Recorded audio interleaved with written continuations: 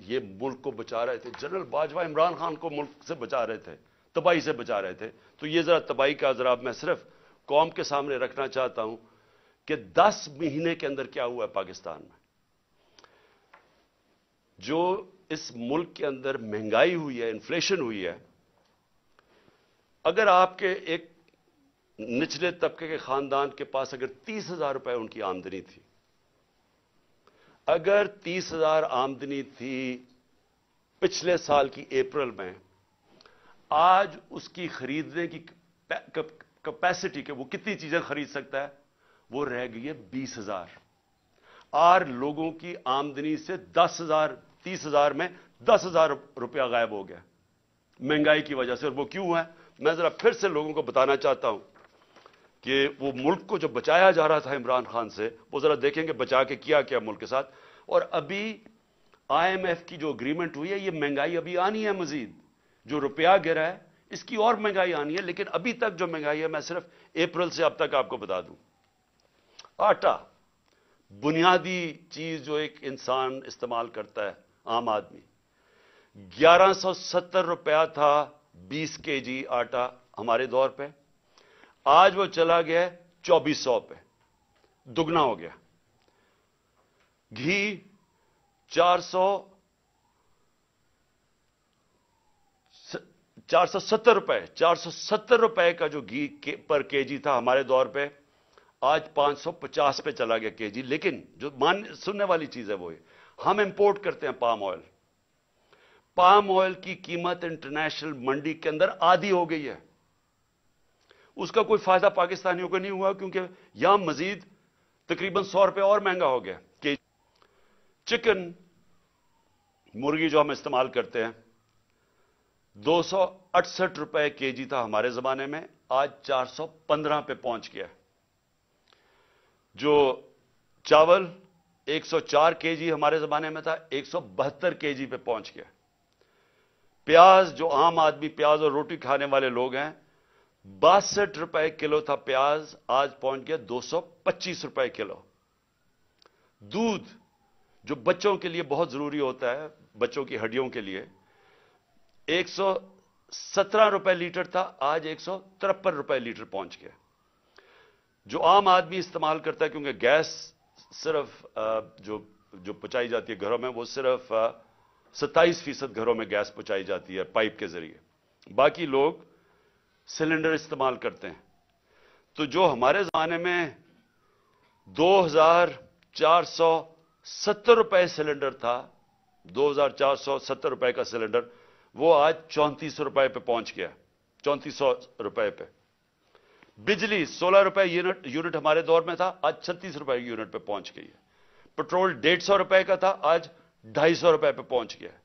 Diesel 145 روپے کا تھا، 263 روپے پہ پہنچ گیا. ڈالر، اور جس کی وجہ سے بہت جو مہنگائی آ رہی ہے، 178 روپے ڈالر تھا ہمارے دور میں، آج 270 پہ پہنچ گیا. اور اس کا بھی ایفیکٹ آنے والا ہے. میں اس لیے بھی آج یہ اپنی قوم سے کہنا چاہتا ہوں کہ دیکھیں آگے جس طرح ملک چلے گا، بند کمروں میں ایک آدمی فیصلہ کرے گا تو یہ نتیجہ ہوگا. اس کے پاس اتنی پاور ہے کہ وہ عقل کل بن گیا، ہر چیز کا وہ ہر فن مولا بن گیا. فارن پالیسی تو وہ جانتا ہے، اکانومی وہ سمجھتا ہے، شوکت ترین کے اوپر وہ کامنٹ کر سکتا ہے کہ جی وہ شوکت ترین نے یہ کیا تو وہ کیا. آپ کو پتا کیا اکنامکس کا؟ اور آپ بتائیں نا کہ اب یہ جو اکانومی پہنچی ہے، اب اس کے کون ذمہ دار ہے؟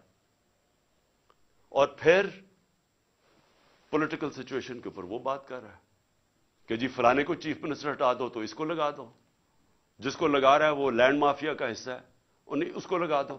فیصلے سب کر رہا ہے، لیکن ذمہ داری کوئی نہیں ہے. ذمہ داری عمران خان کی ہے، جو کہ پنچنگ بیگ بنا ہوا تھا. تو پہلے تو پاکستان نے جو آگے بڑھنا ہے، یہ اس کے اوپر ہمیں سوچنا پڑے گا کہ ایسے ملک، پاکستان یا کوئی اور ملک ایسے آگے نہیں چل سکتا. اور ساروں کو آئین کے بیچ میں رہ کے چلنا پڑے گا. اگر ہم نے اس ملک کو بچانا ہے ان حالات سے، تو یہ صرف کوئی कोई इकोनॉमी का माहिर नहीं बचा सकता। ओवरऑल जो पॉलिटिकल इकोनॉमी कहते हैं, इस मुल्क की गवर्नेंस सिस्टम कैसे ठीक करनी है। सबसे बड़े जो हमारे पाकिस्तान को जो इस दलदल से निकाल सकते हैं वो है ओवरसीज पाकिस्तानी। अभी हमें बड़ा फख्र था, तुर्की में हम पढ़ रहे थे कि एक पाकिस्तानी ने $30 मिलियन दिए, जो बड़े मुश्किल इम्तिहान से हमारे तुर्क भाई गुजर रहे हैं जिधर से ज़लज़ले की वजह से। एक पाकिस्तानी ने $30 मिलियन दिए। तो सोच लें कि पाकिस्तानी जो बाहर बैठे हुए हैं उनके पास किस तरह के वसाइल हैं। मैं कई ऐसे पाकिस्तानी जानता हूं। अगर हम मुल्क का यहां माहौल, गवर्नेंस ठीक कर लें, यहां रूल ऑफ लॉ ले आएं, उनको इत्मीनान हो जाए हमारे इंसाफ के निज़ाम पे, कॉन्ट्रैक्ट एनफोर्समेंट, कि अगर वो सरमायाकारी करते हैं तो वो उनका कोई कब्जा नहीं हो जाएगा, उनके घरों पे कब्जा, फ्लैटों पे कब्जा, जिस तरह के प्लॉट्स पे कब्जा होता है, वो इत्मीनान की जरूरत है। और जिस वक्त हमने अपना निज़ाम ठीक कर लिया, वो अपनी इन्वेस्टमेंट लेके आएंगे। इस वक्त सिर्फ रेमिटेंसेस हम लेके आए थे, सरमायाकारी वो नहीं करते पाकिस्तान में, वो दुबई चले जाते हैं क्योंकि उनको वहां इत्मीनान है उनके सिस्टम पे। लेकिन पाकिस्तान से वो वहां नहीं करते क्योंकि इत्मीनान नहीं है। और इत्मीनान इसलिए नहीं है कि एक आदमी फैसला करके गवर्नमेंट गिरा देता है, एकदम पॉलिसीज चेंज हो जाती हैं। जिस मुल्क में सर्टेनिटी नहीं है, पॉलिटिकल सर्टेनिटी नहीं है, वो कभी भी उस मुल्क में वो उस तरह की सरमायाकारी और खुशहाली नहीं आ सकती।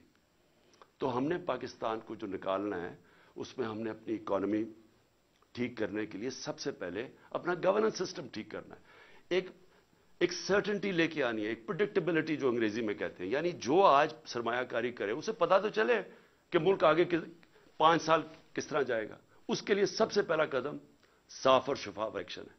जब तक हम साफ और शफाफ इलेक्शन नहीं करवाते, मुल्क के अंदर इस्तेकाम नहीं आता, जब तक पॉलिटिकल स्टेबिलिटी नहीं आती, इकोनॉमी स्टेबलाइज नहीं करती।